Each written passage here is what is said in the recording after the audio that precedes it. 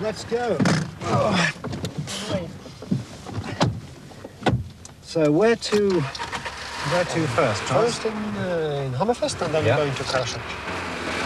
To Lapland.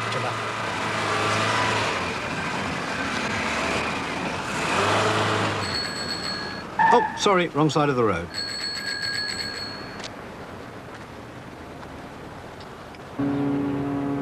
Having delivered us safely to Hammerfest, the Hurtigrute continues north.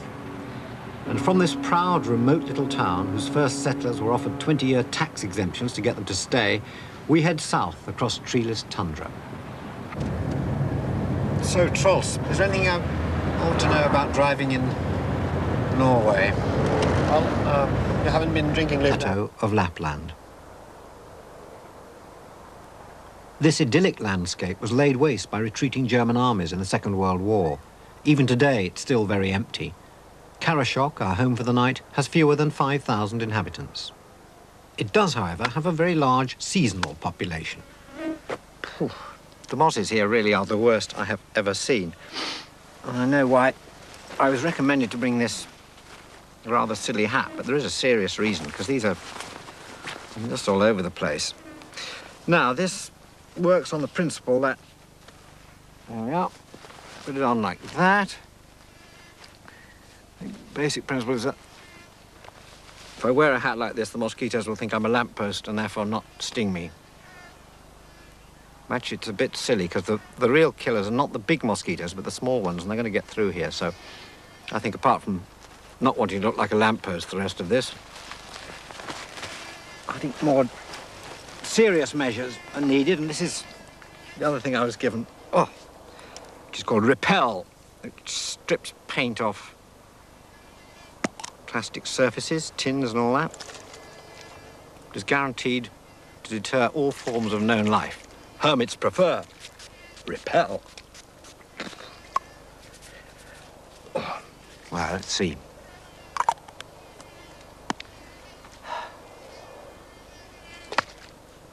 That's how you use it.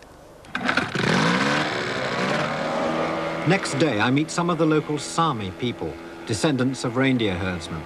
They've moved with the times. No one paddles a canoe anymore. And my guide's just come back from Beverly Hills. Quite a bit of speed.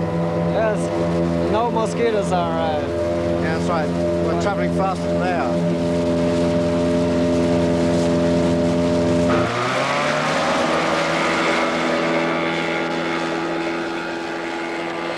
Yeah. Sometimes like this, so the gold got to the bottom. How's that going now? Yeah, it's fine. Can be diamonds also. There can be diamonds? Yeah, diamonds also. I'll settle for that. Know. Oh, I suppose if we don't find gold, we'll settle for a diamond or two. Oh, not so fast, not so fast. Oh. If you're panning correctly, you won't see the gold before in the end. All right. The gold is heavier than any other metals. Right. In the end, I decided to put all my gold together and buy a bus ticket.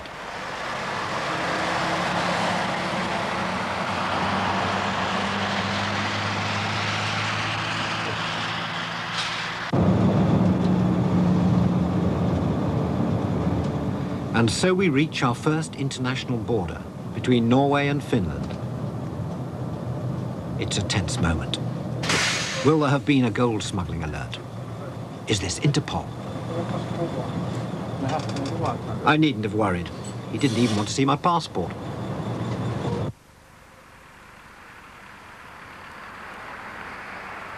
Nothing's very different on the other side. Like Norway, Finland, as an independent country, is a creation of the 20th century. Like Norway, it's big and empty. A population less than that of London in a country bigger than the whole of Great Britain.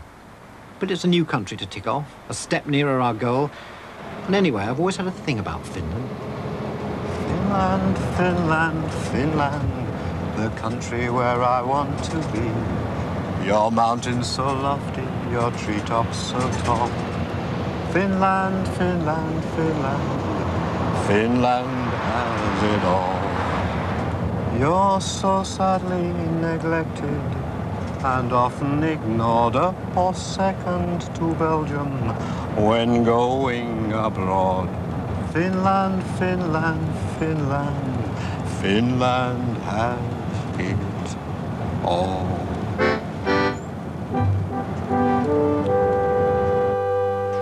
The Arctic Circle, 1,600 miles from the pole, where 24-hour daylight ends and 24-hour merchandising begins.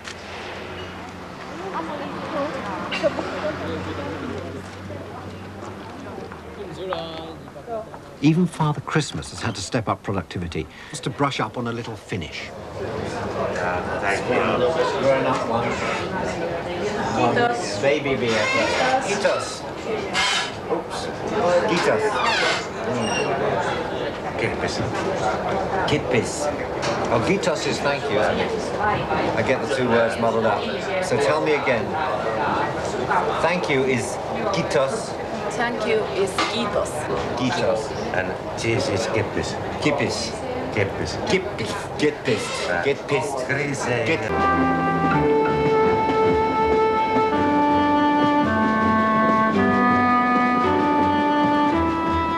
I wake up to clear skies and warm sunshine in the city of Helsinki on the shores of the Baltic. It's exactly a week since I left Tromsø.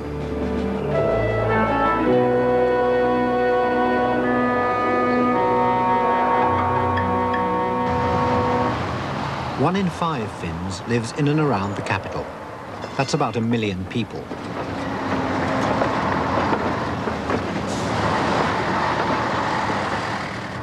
After what we've been through in the Arctic, it's a pleasant shock to be back where humans control the environment, rather than the other way round.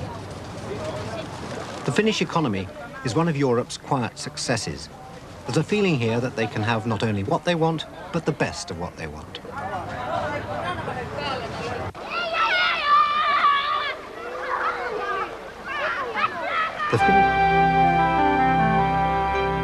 Only 50 miles of water separate the tidy affluence of Helsinki from the economic wasteland of the Soviet Union.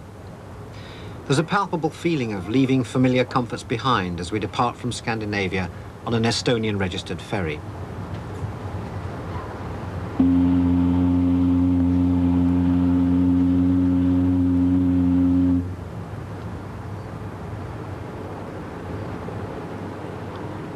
Compared to the ferries heading west, it's not busy. Plenty of space to practice my Russian. Restaurant Naleva. Restaurant. The port of Tallinn is like a graveyard, with cranes waiting to unload ships that never arrive.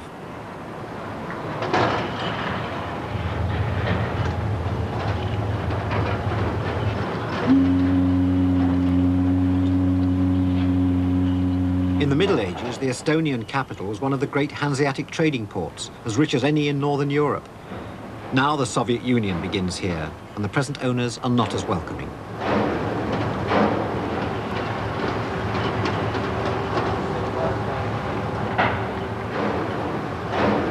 Beyond the guards and the barriers lies what must be one of Europe's best-kept secrets.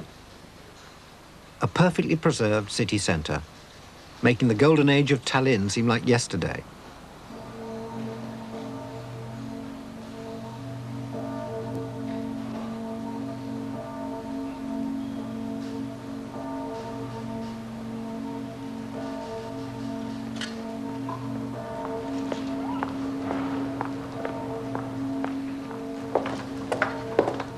As I walk through the streets, what surprises me is not the Estonians' resentment at having to share all this with Moscow, but the subtlety and restraint with which they express their protest.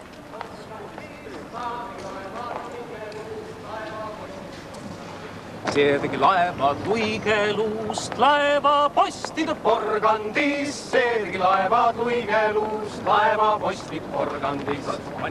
Estonians, a seemingly undemonstrative lot. That was very nice, seems to have gone down well, but what was it about? That was a very old, traditional